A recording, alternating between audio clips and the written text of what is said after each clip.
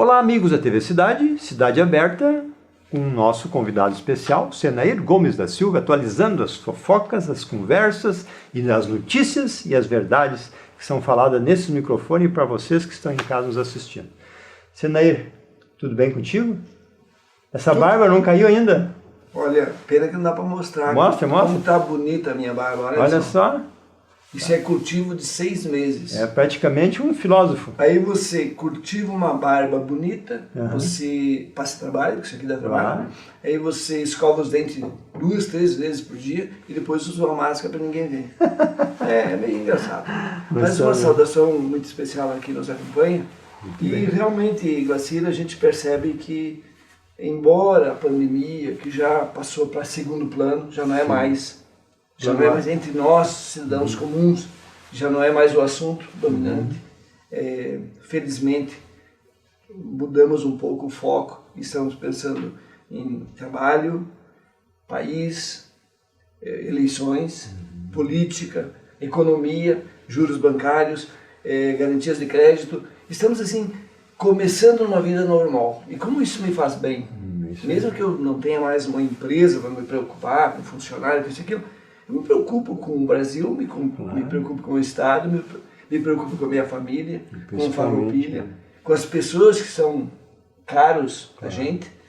E eu acho que volte à normalidade o quanto antes. Não vai ser a vacina russa que vai me tranquilizar, não vai ser a vacina chinesa que vai me tranquilizar, mas o próprio Brasil andando mais ou menos nos trilhos como está andando.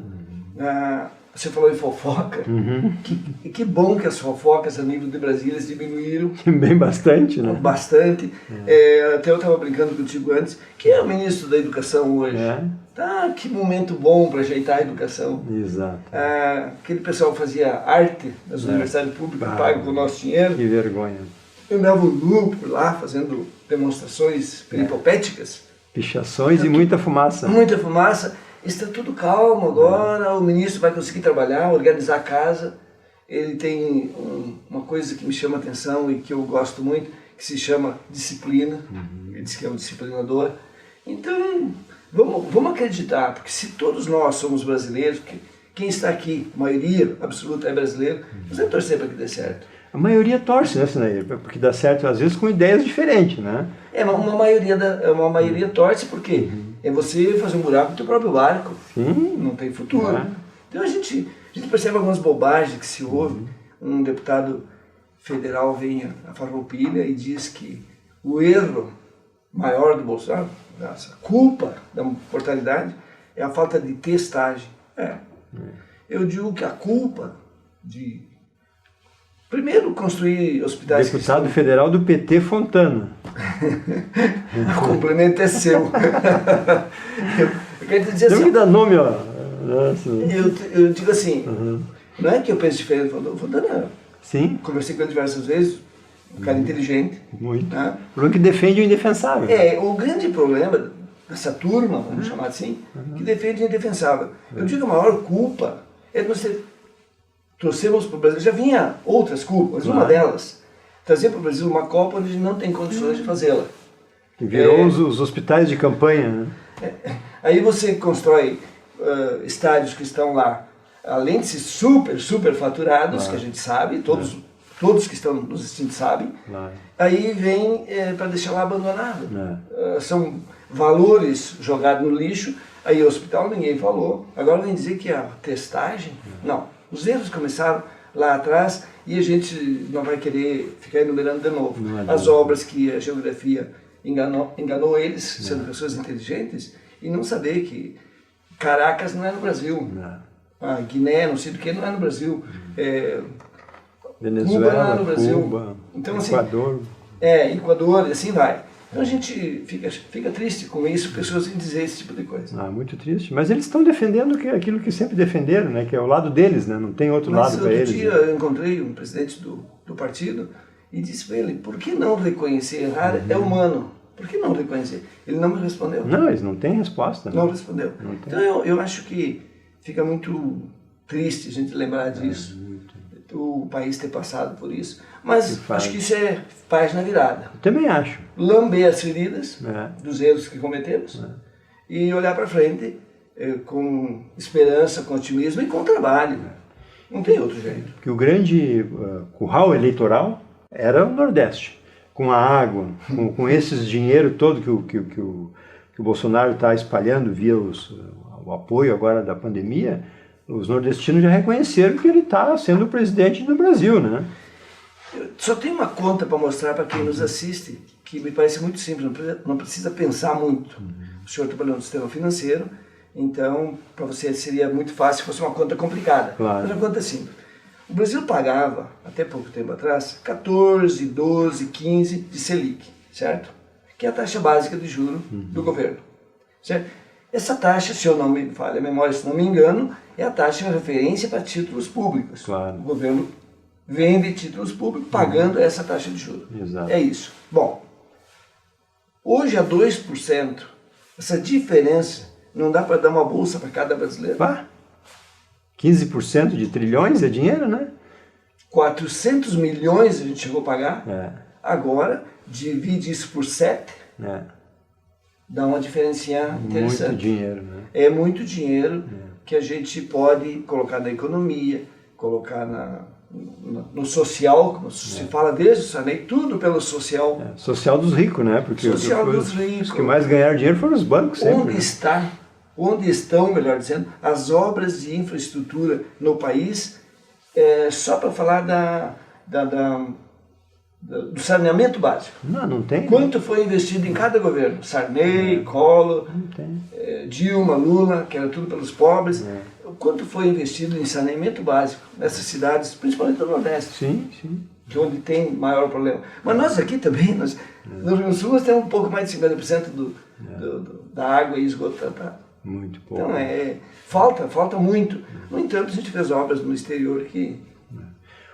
A palavra de otimismo é esse levantamento que tu fez. Eu acho que vale muito a pena nós recordar que... Eu quero fazer isso porque, não que eu seja melhor que ninguém, nem pior, mas assim, eu não tenho assistido, eu não tenho ouvido isso. Isso são verdades. Eu tenho recebido vídeo de caminhoneiros, eu tenho 2 sobrinhos que são caminhoneiros. Opa! Né?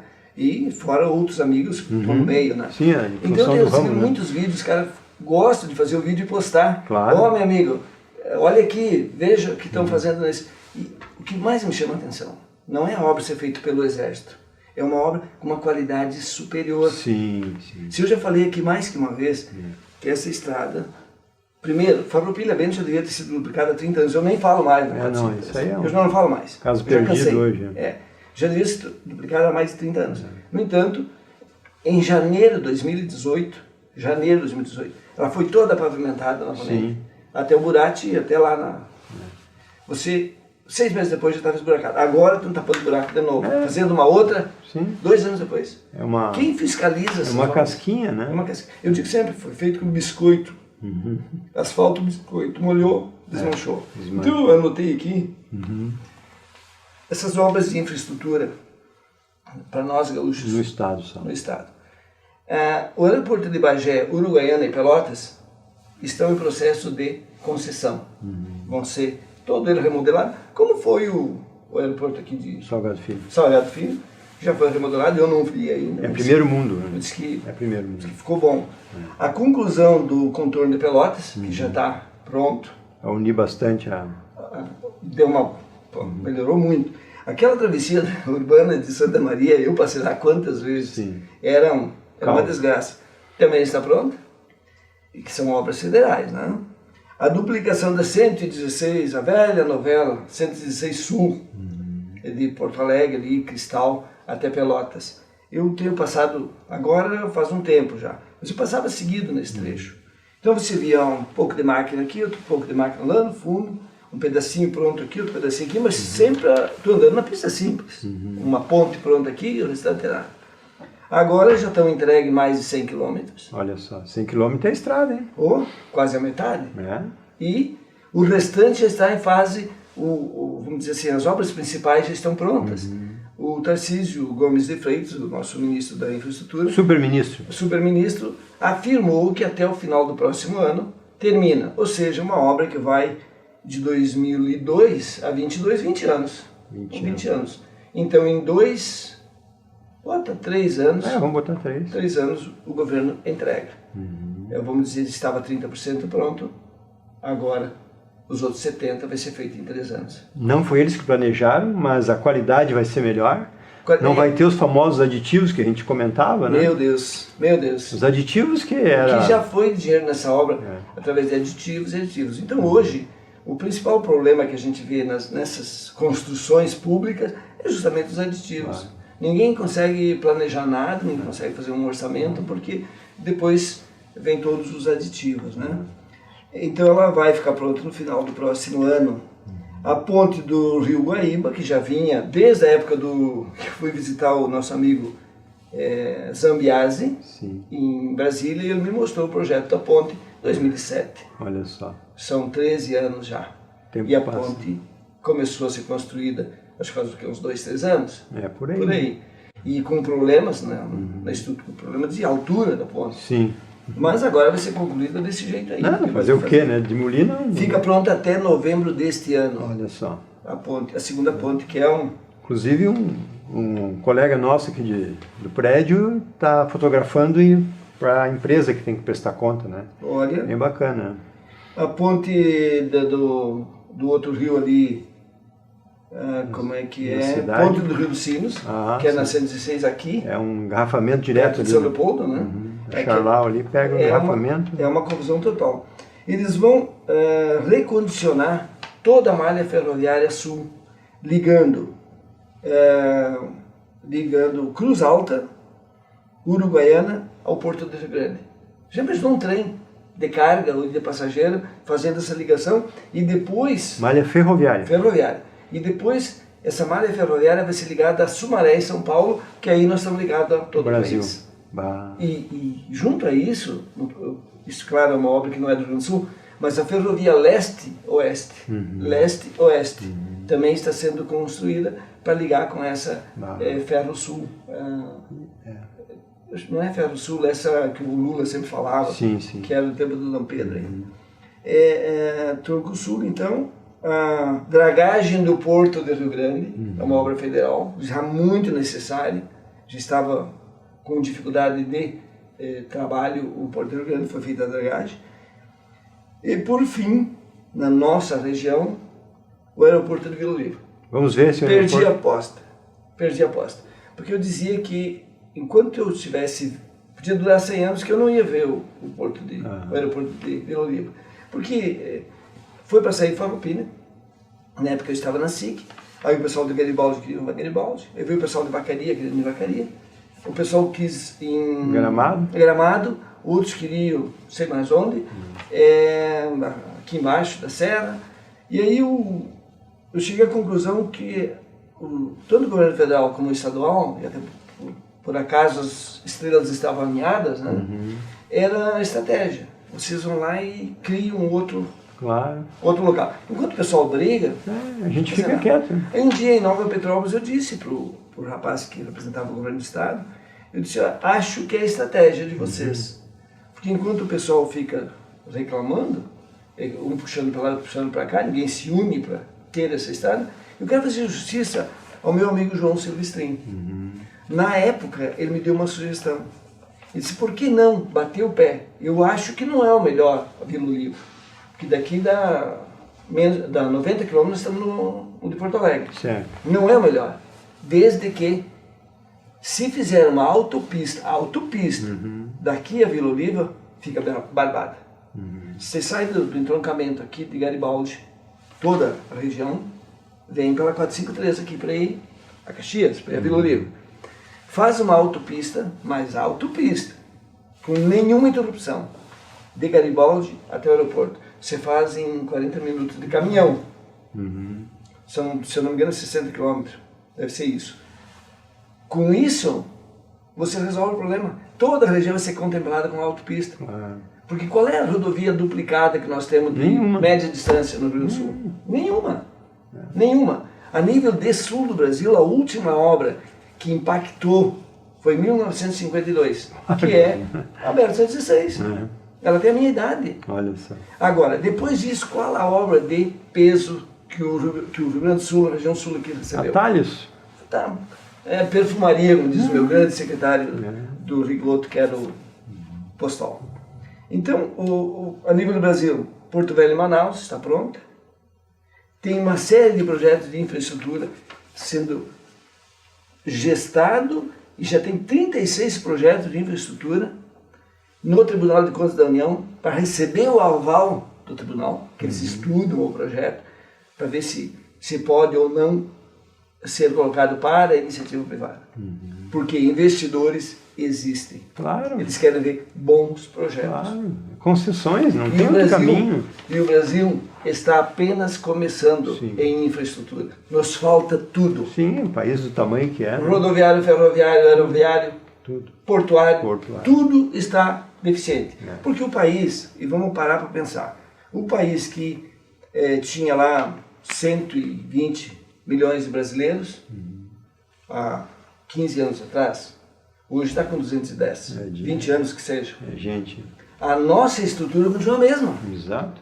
O que veio nesses últimos 25, 30 anos? Só mais veículos. Só mais veículos, mais carga para ser transportada, nosso consumo é muito maior, dobrou o consumo, dobrou as necessidades de cada brasileiro. Acabaram com a pesagem nos pontos, né? Então, o que acontece? Nós precisamos de toda essa infraestrutura ser dobrada. Está na hora de a gente usar as ferrovias e deixar as rodovias menos caminhões e mais automóveis. Claro. E trajetos curtos, né? Para os caminhões, lógico. Os caminhões diminuem, Claro. curso, digamos assim, caminhão só para coleta e entrega, praticamente, de cidades vizinhas, e a transferência de carga, que se chama no transporte, transferência de carga tem que ser feita. Mas nós compramos agora os rodotrem, cabe aí 150 cúbico. Sim, 2 vagões vai 150 cúbico. E o custo?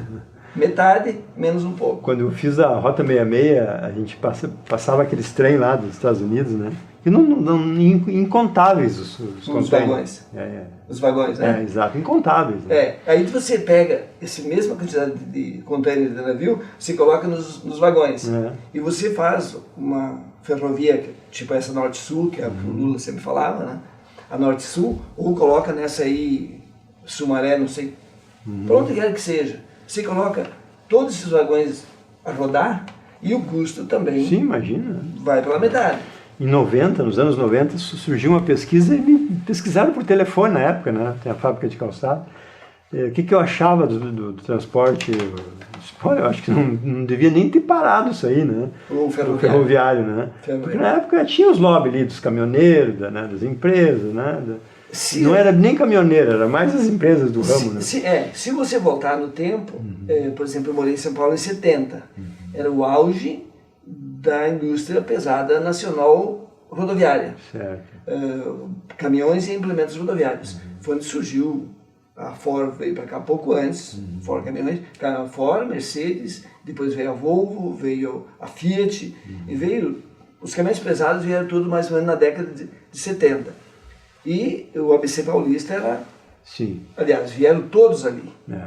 Depois, com as greves dos metalúrgicos, e com um líder que surgiu muito pesado, muito convincente, ele só dormia na casa do Tuma para trair os companheiros, mas era bom, cara. O cara falava bem. Luiz Inácio. Empolgava a plateia, sabe? Ali então, ele já botava dinheiro no bolso, né? Nos acordos. Aí os empresários do setor começaram a estudar outra possibilidade. Exato. E a Mercedes foi para Resende, no Rio.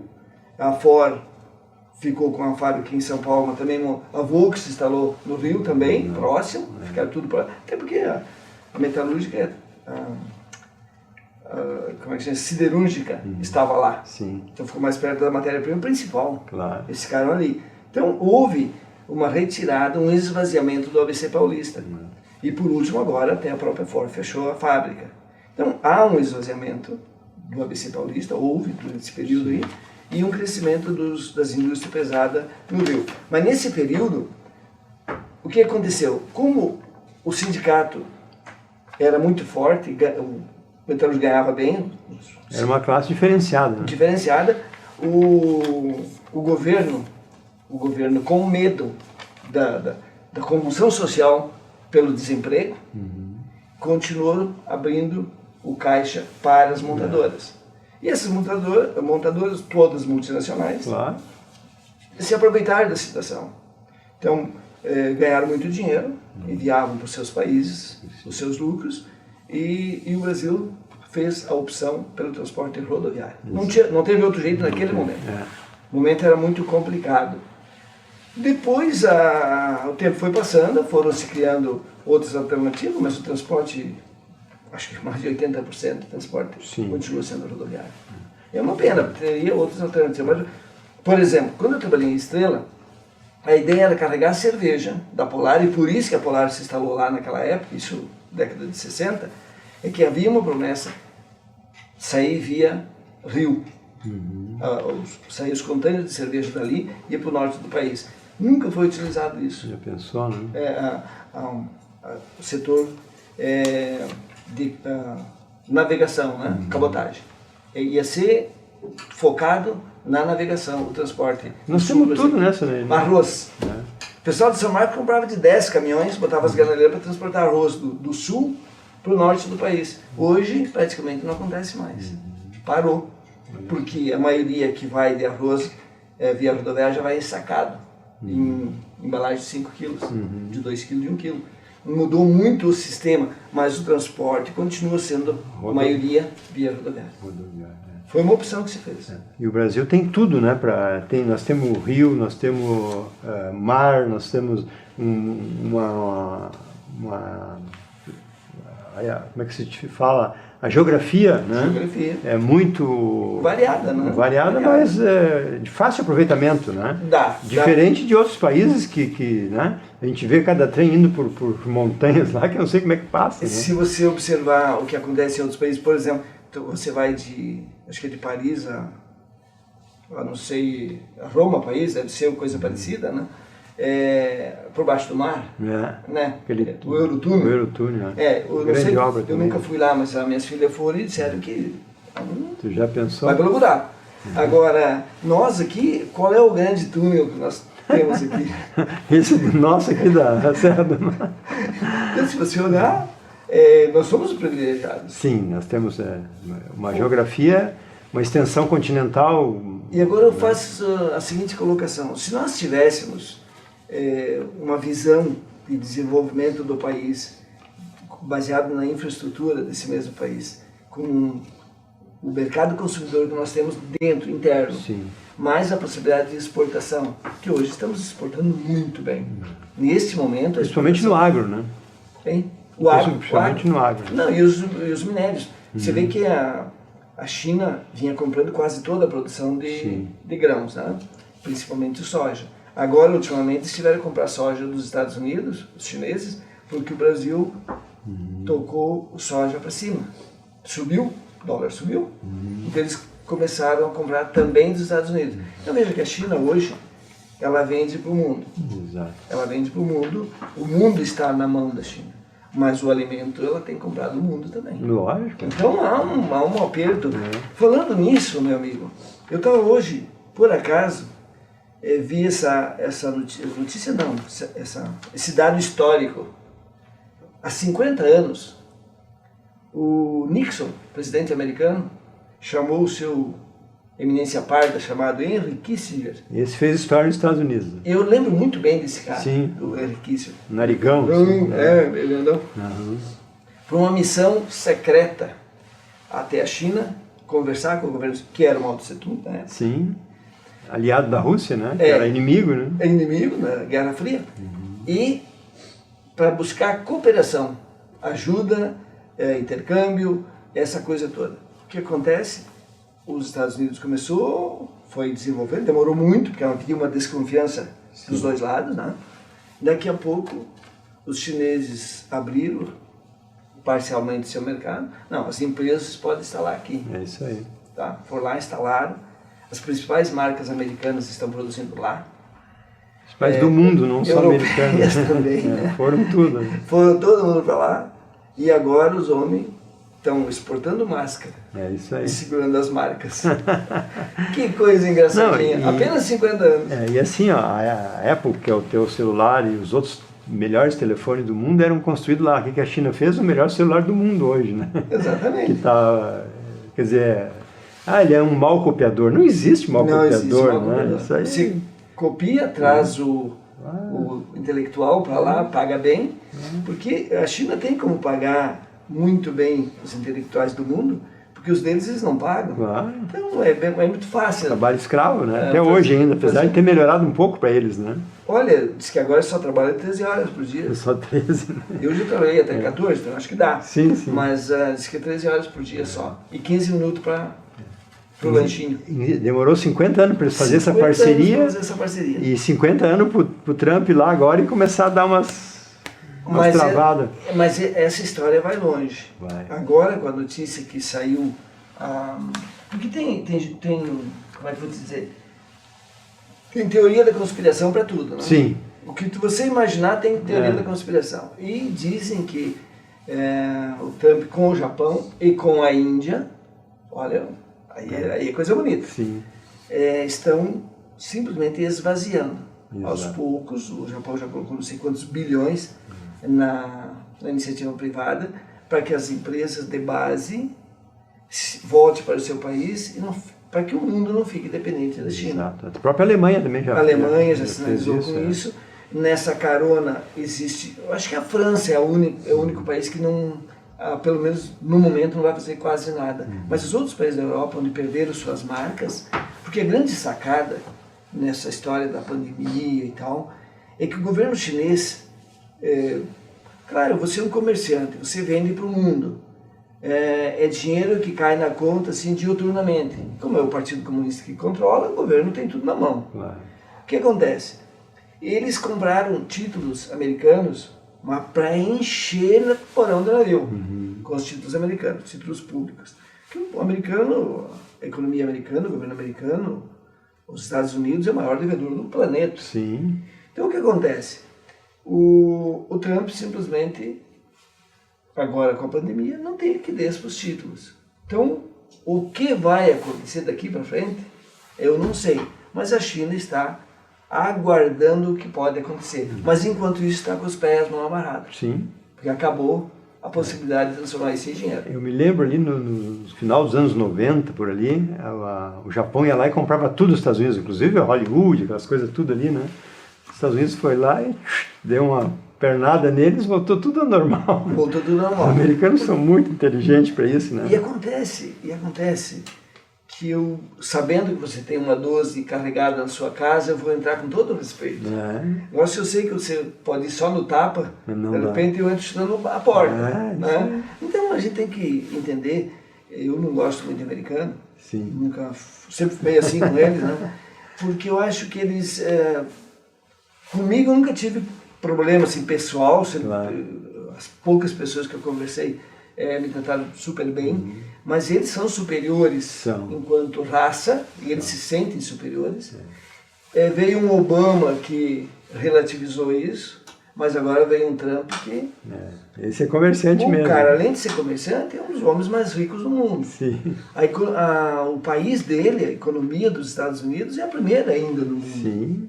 Então, não fica difícil você chegar na China e dizer, você baixa a bola aí porque eu vou começar a fazer diferente. Eu achei muito estranho o Xi Jinping agora, vamos dizer, tomar as atitudes que tomou. Porque, segundo o que se observa, era uma construção mundial para derrubar a economia americana. Politicamente falando, a política mundial ia ser comandada pela China. E eu acho que aí houve algum ruído com a própria Rússia. A Rússia se aliou aos Estados Unidos em algumas operações. Se você parar para pensar, quais são as economias, falando em economia, não poderio de guerra? A Índia, que está aí. Quem diria que a Índia chegaria onde chegou? Com toda aquela superpopulação, com toda aquela paciência deles. Muitos cientistas também que eles têm. Não, a parte intelectual eu deles. Eu não quero dizer muito, mas eu acho que 65% ou 70% das declarações de renda americanas são feitas pelos indianos. Olha só. Tu transfere todo, eles fazem a tua declaração e devolvem para lá. Quer dizer, tudo... Serviços também, né? Hoje a internet uniu o mundo, né? Então, direto. Produção de serviço. O que dá para fazer à distância, diz que eles são assim de uma paciência, de uma calma, Eu te confesso que nunca conversei com um indiano, porque eu não entendo a língua dele nem a minha, mas eu nunca encontrei um indiano na minha frente para saber que criatura é essa. Diz que eles são meio transparentes, tão magros. Eu acho que tu... Não sei não. Diz que o cara pensa Tem um muito. pé na Índia? Tem um pé na Índia. Diz que eles comem pouco e pensam muito. Sim. Não, a maioria dos grandes pensadores ali de informática hoje está na Índia, né? Os Estados Unidos contrata muito lá, né? Impressionante, né? Essa é a vantagem dos americanos, né? Eles pegam aquelas melhores universidades deles e dão bolsa para esses principais caras. Os caras voltam para o país dele, a maioria não volta, né? Mas então é isso que o pessoal que administrava o país anteriormente pensou. Nós temos uma universidade, eu já falei aqui uma vez, é na Foz do Iguaçu, que é a Lida, se eu não me engano, a Lida, acho que é. Eu não quero afirmar. Que ela é só pesquisar, Universidade Internacional de Foz do Iguaçu. Se tu tiver origem indígena, tu não paga nada. Olha só. De todos os países aqui tem 40, não sei qual é o percentual, quase a metade dos alunos são de outros países. E o brasileiro bancando. É isso aí. Só não perguntaram para mim se eu era de acordo. Tem brasileiros também de origem rural, Sim. que é basicamente isso. E tu visse a grade curricular, tem umas palavras lá bem interessantes na grade. Eu estive olhando semana passada no site, mas tem muita coisa que não aparece no site. Ainda bem que esse ministro da Educação tomara que seja um novo Tarcísio, né? Olha, eu até anotei o nome dele, porque ninguém fala o nome do Chiru. Milton Ribeiro. Além de evangélico, diz que é um disciplinador. Olha, é o que precisamos, né? Então nós precisamos definitivamente colocar, mas recebeu um certo bombardeio aí outro dia, que falou que ele tinha um vídeo gravado dizendo que criança tem que passar por dor para aprender. Não sei se isso é verdade, agora eu tive muitas dores para aprender. E não tem E nenhum, foi condenado não tem nenhum trauma por isso, né? Olha, o senhor e a senhora que está nos assistindo, que tiver mais de 40 anos, com certeza levou uma chinelada na bunda. Ou uma cintada. Ou uma cintada, um puxão de orelha. Um cabo de vassoura correndo. Uma vime. A vime, para os mais antigos, a vime. E tinha outros apetrechos, né? O relho. Sim. Então, eu tenho o exemplo do general Milton Cruz, que ele disse que o cacetete não é remédio, mas às vezes até milagre faz. Como a cinta do meu pai também fazia milagre. Então, eu não sei até que ponto. Mas para chegar no milagre antes era difícil, porque a olhada aquela de revesgueio chegava, né? Eu vi um prefeito de uma cidade aí que também deu uma olhada assim. Aqui sempre tem fiscalização. Não sei se o senhor viu aquela olhada. Não Mas viu? é fácil, o prefeito aqui de perto. Fácil identificar. Então, essa piscada aí também. Mas eu lembro de chegar quando eu fiz o centro escolar em 1970, você chegava numa casa, colocava uma cadeira de palha, aquela, você sentava, todo respeitoso com o professor, e aí você ficava olhando, até que vinha o mato, você ficava olhando e tal. Você enxergava um olho naqueles buracos de nó de pinho assim, na parede, alguém estava te espiando pelo buraco do nó de pinho. Porque o pessoal não vinha na sala com a visita. Claro. Era o pai e alguma vez a mãe. Lugar de criança é na rua. Lá no outro canto, agora se misturado com os mais velhos, nem pensar. A própria mesa, às vezes, era dividida, né? Para não incomodar. Né? São épocas diferentes. Épocas né? diferentes. Agora, que a criança precisa do limite, precisa. Claro. Se não tiver o limite em casa, a justiça ou a polícia vai dar na rua, né? Infelizmente. Já dizia o Rui Barbosa, né? Exatamente. Educai as crianças para não precisar punir os homens. Exatamente. Então, grande pensador vai nosso. valer para sempre isso. Muito bem, Senair. Daí, acho que a nossa pré-pauta foi completamente consumida em 34 minutos. Tá bom? E o senhor continua acreditando que Farroupilha vai ter um bom prefeito? Com certeza, eu acho que... Temos bons candidatos. Bons candidatos. E essa soma de cobrança que a população está fazendo vai obrigar uma gestão mais aberta, mais participativa, né? Mais responsável. Mais responsável, enxugamento principalmente, né? E eu ouvi de um dos candidatos ali que vai se criar um conselho de administração da cidade. As 5 principais entidades e mais alguns representantes para, uma vez por mês, se reunir e pensar a cidade. Isso é um avanço. O ideal seria fazer um grupo para fazer planejamento estratégico para o município Exatamente. antes da eleição. Exatamente, Chegar pontos a favor. Esse é um dos pontos que, inclusive, eu sugeri para analisar o plano de governo e dar uma sugestão. E depois esse conselho faria aquelas rotas de correções. Porque para nós, né, Ceneiro, que nós precisamos de um bom síndico, né? Claro, o prefeito tem que ser um bom síndico, ouvir os condôminos e ver o que vocês querem fazer. Né? Porque nós temos cabeças pensantes em Farroupilha de sobra. Para dar pra sugestões, as entidades todas, né? fazer encaminhamentos. Agora, uma Câmara de Vereadores também é responsável, não atrás de coisinha e picuinhas, e simplesmente pensar pela cidade. A Câmara de Vereador é a representatividade da comunidade, né? Então tem que ouvir também, né? Não adianta. Mas eu acho que eu ouvi alguém falar aqui em Farroupilha, eu gostei do que eu ouvi, o que o seu candidato fez pela cidade sem salário. Exatamente. Aí que você vê quem realmente quer fazer alguma coisa, ou por quem aí. vai para lá. Só para os interesses, diria o Leonel. Leonel de Moura Brizola. Esse é o cara, menos no Rio de Janeiro. Teu abraço final para os nossos telespectadores, que sempre é muito esperado aqui. Muito bom ter voltado aqui. E assim, vamos ter otimismo. Eu acho que a pandemia já está ficando pro lado. Quem perdeu o ente querido, nossos pêsames. A gente sempre vai ter entes queridos para perder, isso é uma coisa natural. Mas pela pandemia, pela maneira que foi colocada, eu acho que impacta muito mais.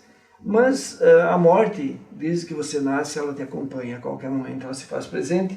Então eu não vejo como... A morte para mim é natural, é uma coisa que ela me acompanha. Eu já perdi meu pai, minha mãe, meu irmão mais velho com 48 anos. Mas é uma criança. Deus não deu... Só deu o inicial, não deu o final para ninguém. O final é surpresa. Né? Então eu acho que a gente tem que manter a esperança, acreditar num futuro melhor e trabalhar para isso. Obrigado, uma boa semana. A melhor notícia é que a Finlândia está há 103 dias sem uma novo contágio. Então, o pior já passou, né? O pior já passou. Já sabemos lidar um pouco com isso. Né? Portugal não sentiu praticamente nada nessa história. É outra coisa, né? Muito bem. Encerramos aqui então mais um Cidade Aberta.